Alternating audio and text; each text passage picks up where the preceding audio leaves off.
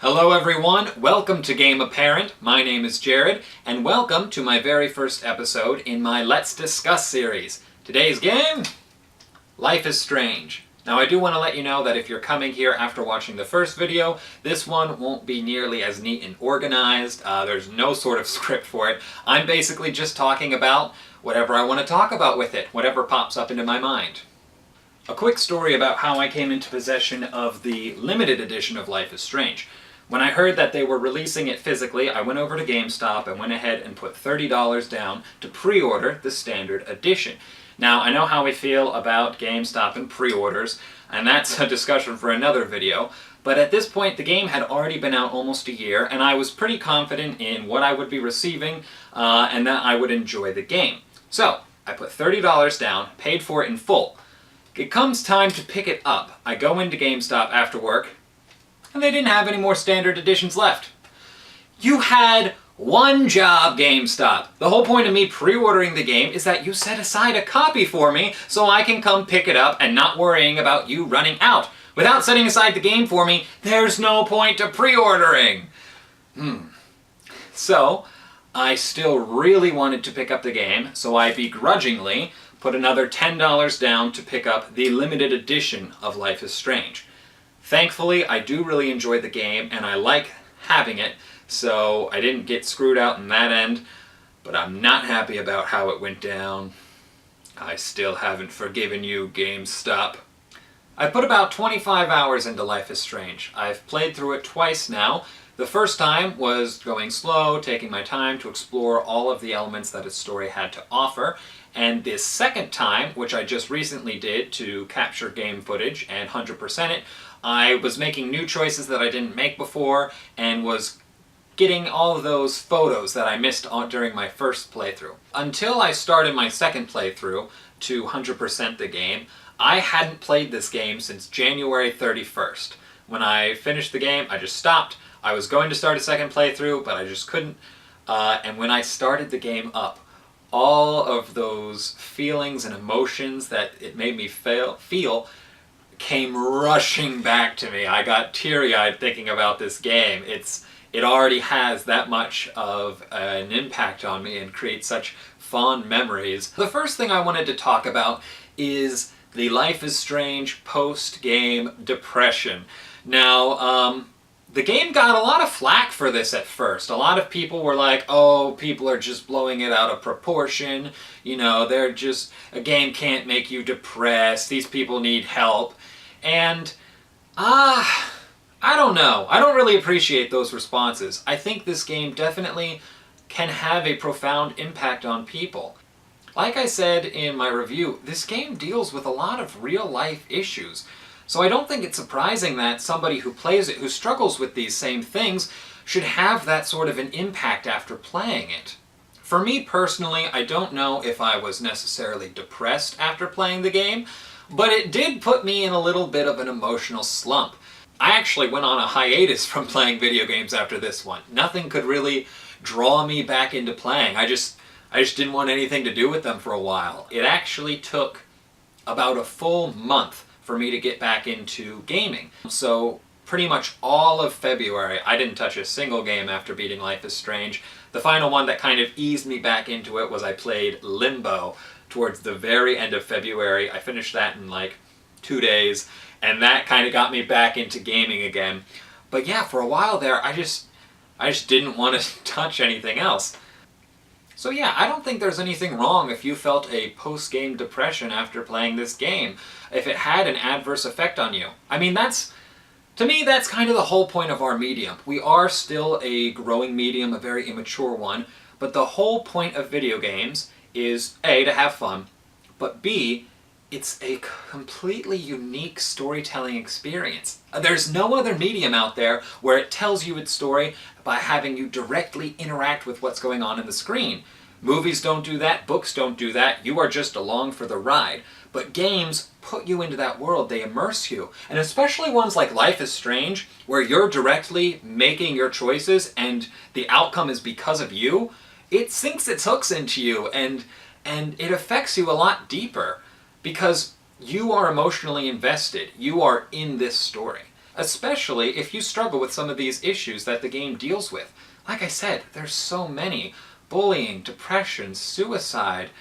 If anybody struggles with these things, it's no wonder they felt depressed after playing the game. And if you didn't, if it's not something you struggle with, or if you were just able to enjoy the story for what it was, have that emotional journey, but you're kind of detached from it and didn't feel that way, that's fine too. I hope you enjoyed the game. I certainly did. But I really didn't like the people who were like attacking those who felt that they did have an emotional connection to the game, had kind of a post-game lull. I think one of the reasons that it took me so long to get back into other video games after this one is because Life is Strange has such a lasting effect on you for so many people. That emotional journey that you take throughout the story really has an impact on you, and it's not terribly long of a game. It's only about 15 hours, and then when that journey ends, you miss those characters, you miss those relationships that you built with these people, and you miss having them around. This game actually made me get a Tumblr because I was enjoying the Life is Strange fan art so much. All of the drawings, the comics, everything that people were making after this game because they were inspired by it and because they loved it so much. I ate all of that up. I spent hours afterwards just browsing through Tumblr, looking at Pricefield and all of these other fan art of it. And I had a great time doing it. It was also so interesting to read everybody's fan theories and fan fictions about the game. A lot of people wanted to continue the story, depending on which ending you choose. Obviously, there was the Bay ending, or the Bay ending, Bay over Bay. And people who don't know Bay over Bay have no idea what I just said. Bay over Bay is Bay as in B-A-E, as in your Bay, as in Chloe, saving Chloe over saving Arcadia Bay. I don't know about any of you, but I stalked the Life is Strange Reddit page for a long time after this game, and I just loved reading everyone's theories about how everything worked, trying to piece it together and make a little more sense for them personally. And I think that's one of the beautiful things about this game is there is no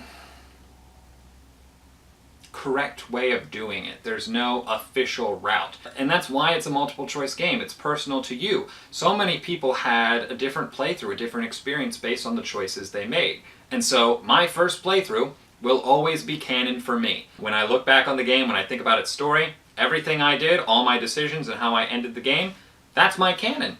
And it doesn't have to be your canon. I sacrificed Chloe because I felt that was the right thing to do. I felt that's what the whole thing was leading up to, and I personally felt that had I not done it, we would only be running away, and I felt like the problem wouldn't stop with Arcadia Bay. I felt like it would haunt us throughout our lives until something finally happened and Chloe did end up dying. It really felt like it was you against the universe, to me. Not saying that the other way isn't right. Of course, like I said, it's however you feel about it, it's whatever decision you wanted to make. So if you wanted to take that relationship you built up through all the game and say, screw everybody else, my life isn't that great here anyway, and I'm nothing without Chloe, perfect. I'm happy for you, and I'm glad you picked that. That was just my personal reasoning for why I picked the ending I did. But like I said, I don't think there's a right one. This actually leads me into an interesting section of what do you think about a sequel to Life is Strange, a season 2? I don't know. I mean, obviously, I would like to see a sequel to this game in some form. I don't know how the developers feel, or anyone feels, about continuing Max and Chloe's story, or even if there is a way to continue it. But then again, all of the people at Naughty Dog who worked on Life is Strange, on The Last of Us, they all thought that Joel and Ellie's story was finished, and, well, we just got a Last of Us Part 2, so clearly it wasn't. So, hey, maybe there's something more to explore. I don't know how I'd feel about a spin-off, like if we started following around another character in the story throughout Arcadia Bay. It would be cool to kind of see some crossover moments of like you'll be playing through their story and then you'll see Chloe and Max in the background run off and do something. And actually I think it'd be really funny if you were playing that character and they had deja vu moments of like, wait, didn't I already do this? Is something going on? That would actually be kind of cool. Although I don't know how my emotions would handle playing a part of the story that is separated from Chloe and Max, seeing them running around and being like, but I'm so emotionally invested in them. I think they're phenomenal at creating really deep characters that you do get emotionally invested to. So I'm sure if they took that route, I would get over my feelings for Max and Chloe really quickly and accept what I'm playing. I think it'd be an interesting route. One thing I think would be really interesting, I don't think the developers would do it at all, but I think it would be really cool if we got a direct sequel to Life is Strange. Now, obviously, you have the issues of, well, in one ending, Chloe died, and in the other ending, Arcadia Bay died, so how would you continue that story? I think it'd be really interesting, and it could work either way. If you played as a new person who had their own awakening moment, they got their own time-traveling powers, and they actively sought out Max to try and get guidance for this. And then halfway through the game, we find this older, more grizzled, experienced Max who's been through all these things. I think that would work with either ending. Either if you did sacrifice Chloe, it could be this whole story of the sacrifice she had to make. Although it would be confusing because how would anybody know that she had these powers? Unless she wrote a book about it, like one of those scientific books she's always looking through, and then everybody just thinks she's a nutcase and a psycho until that one kid does find it and it's like, I can do this too, and seeks her out. Or if you did choose the Save Chloe ending, I know this would kind of tick off fans, but it would be really interesting if she told the story of, we thought we could run forever, you know, but the universe caught up to us, and eventually Chloe does get killed one way or another, and Max is unable to save her. I think that could be really cool. Like I said, I don't think the developers will go that direction at all, but hey, it's a thought. More than likely, if a Season 2 does come of Life is Strange, which I so hope it does, I love what they did. I don't know if they'd be working on it now, because if you don't know, Don't Nod Entertainment, their next game they're currently working on is Vampire, which we saw at E3 this past year. It does look really interesting. I'm interested in it. I can't say much about it right now because I don't want to say anything wrong. Obviously it focuses around vampires. If I remember correctly from E3, it is a action RPG kind of game. I think it's really cool, and I want to play it. I also want to play Life is Strange Season 2. If they do make a Life is Strange 2, which I hope they do, it will probably be completely new people covering a completely new story. Which is fine. I mean, I don't want them to anger anybody by claiming that any certain choices you made in Life is Strange Season 1 were canon. Because like I said, I think it's so amazing that we get to create our own adventure and make our own choices, and I think everybody should have their own personal canon for what happens with the story. I don't know what they do necessarily, but I'd play it. I think they've proven that they can tackle real-world issues very well, very maturely, create an incredibly engaging and emotional journey, as well as really interesting characters. And so I'd play it. Speaking of characters, how did you feel about a lot of these people? There are a couple I want to talk about. First, I want to talk about Victoria and Nathan. These are the characters who were your stereotypical bullies, mean, preppy people. But by the end of the game, I don't know how you felt, but they were kind of redeemed in my mind, in my feelings, and I really love that Don't Nod did that. They take these characters who you're like, oh, they're 2D, I know exactly who they are, and change it. I love that they gave Nathan Prescott all of these mental issues that he's struggling with. I love all of his family issues. They added such dimensions to him with the impact his father has on him, with who his sister is. And these are all such tiny details that you really have to explore the game to find, but I love that. This is my list, by the way, of all the things I want to talk about this game. So, I ended up really liking Nathan by the end. I was sad hearing that phone call in episode 4 where you find out that Mark Jefferson killed him. That really did make me sad. Spoiler alert, if you're here and you didn't listen to my warnings, Mark Jefferson is the bad guy. I really liked Mark Jefferson's character. I loved him throughout all of the episodes until we found out he was the bad guy and we had the reveal as a villain. I thought he was a very interesting, multifaceted character up until that point. Then, when we find out he's a villain, he became the stereotypical crazy bad guy. That kind of ruined it for me. Not ruined as in, completely ruined my time and experience, but I was like, you were so interesting until you became the stereotypical video game bad guy. I think it would have been much cooler, because if I recall, the voice actor started changing his voice and sounding crazy, and the way to play crazy is to act like you're not crazy. So I really wish his direction with that character at that point would have been do everything just like you were, except now you're saying these really creepy things. That's my personal opinion. You all may feel completely different about that, but I did feel it's straight into the realm of stereotypical crazy bad guy villain once the reveal happened. But I absolutely loved his character up before that. Even Victoria, by the end, redeemed herself for me. I was like, you're not all bad. Why can't we have a universe where we're all friends and everything's happy and Rachel Amber is alive? I'm gonna go back to the happy fan fictions. Speaking of Rachel Amber and the fact of what I said about Nathan Prescott and how you had to do all of that digging, oh my gosh, the attention to detail in this game. To me, it's truly a love letter from the developers, who showed such a love and passion for their game that they hid all of these tiny details and elements into it. I certainly didn't find everything on my first playthrough. It was only until the second playthrough where I was able to discover things I didn't before, and even then, people online on Reddit had to alert me to some things that I had no idea existed. So many little things, and the fact that they had all of these tiny details and hints just kind of sends shivers down your spine thinking about it. Some amazing moments, obviously in episode 4, when you go back to find Rachel buried. The fact that the graffiti changes. The fact that before you even know Rachel is buried there, so many people theorize because you had the scrap of the punk t-shirt right nearby where she's buried. You had the syringes, which Mark Jefferson obviously used to drug her. They're lying around there. And then the doe, her spirit animal standing on top of her grave and being all around until you find her and then the doe disappears. I don't know about you, I'm getting shivers thinking about this. The imagery in this game is so beautiful between the doe, the blue butterfly. It just really shows how much the developers loved this game that they were working on and all of the details they put in.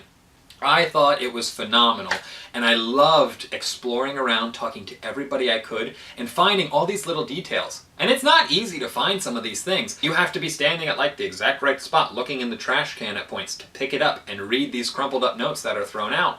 But it adds so much dimension to these characters, and if anybody played just like rushing their way through trying to beat it, I kind of feel bad for you because there's so much more to explore. You miss a lot of the minor choices if you're just rushing through the game. Even on my playthrough where I tried to find everything, I get to the end and see choices and be like, well, when did I get to make that choice? I completely missed that! Aww. Let's see here. Is there anything else I wanted to talk about? How'd you all feel about Chloe?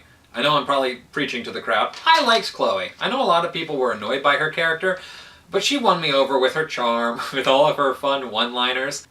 And yes, she could be selfish and annoying at points, but I felt like everything she had been through in life justified it. Like, she's struggling, she's hurting. Her dad died, people have abandoned her all her life, and even though us as the character know, hey, we're trying our best here, like, she doesn't. She's the one who's dealt with all this crap. I felt it was justified. I loved her character overall. I never found her to be, like, annoying or a pain in the butt.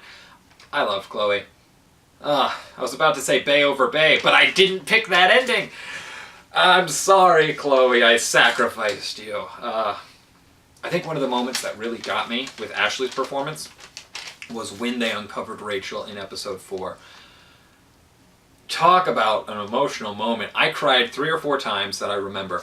Number 1 was when you find out that Chloe, and when you reverse time and save her dad, when she comes out and she's crippled, she's paralyzed because she got in that car accident, and then she asks you to kill her.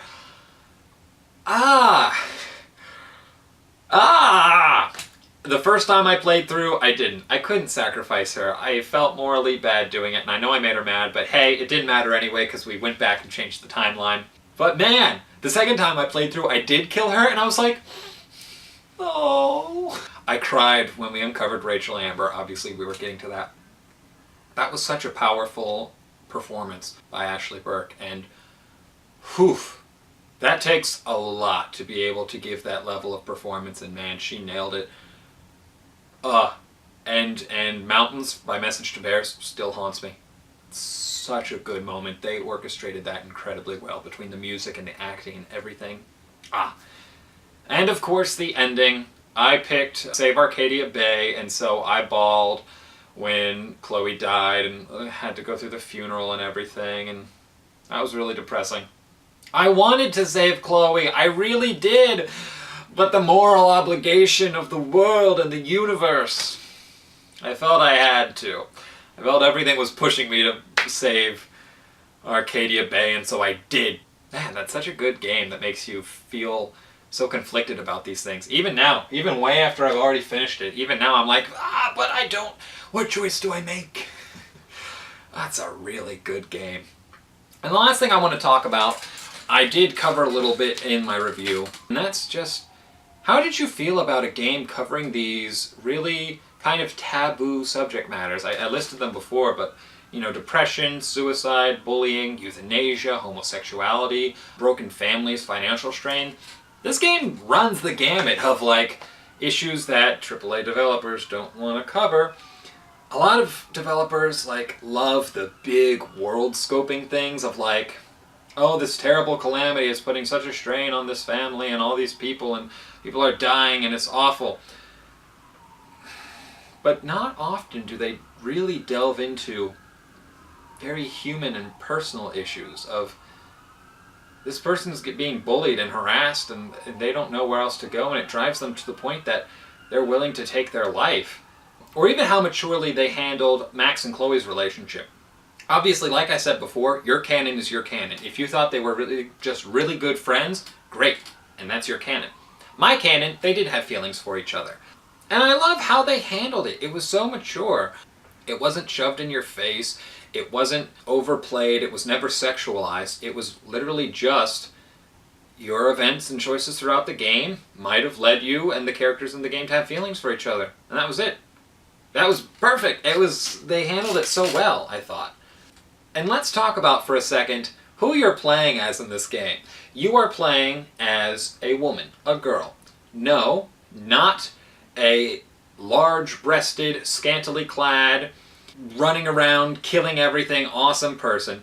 Max is in no way marketed or geared towards the main audience of video games, which is, you know, horny teen boys. And I love it. When does a game put you in the perspective of a teenage girl and puts you through her eyes and what she is seeing and dealing with? And I know some people out there who probably played the game and were like, oh, this is stupid, but like, I think we need more of these stories. I really think we need more Life is Strange in the world, in our medium. There is nothing wrong with your fun, action, adventure, shooting guns, blowing things up games. I love those games too, and they should always have a place within our medium. But why can't our medium become more inclusive? Why can't we include games like Life is Strange and praise them for what they are? I mean, I think this is a great opening game. If you really want to show people what video games can do, what they can make you feel, and how they can be artistically, I think this is a great game to show off. It really proves to people that gaming can make you feel and can be an art form and an incredibly amazing storytelling medium. And like I said in my review, I have very high hopes for our industry if more developers like Don't Nod Entertainment are willing to take these issues that people struggle with daily and embrace them and handle them so maturely in their video games. I think they did an excellent job. So anyways, guys, that is just a few of my thoughts. Obviously, there's so much more to talk about, but those are just some of the things I wanted to share. If you've made it this far in the video, again, thank you so much. I really appreciate it. Please leave comments below. I would love to talk about any of these things with you, or anything you want to bring up, anything I missed that you felt was important, or if you want to comment on something I said, please comment below. I would love to talk to you all about it. I really love this game. I think it's phenomenal, and I'm happy it exists. I'm happy it's here in the world. Thanks again, everybody. Have a great day wherever you are, and I'll talk to you again soon.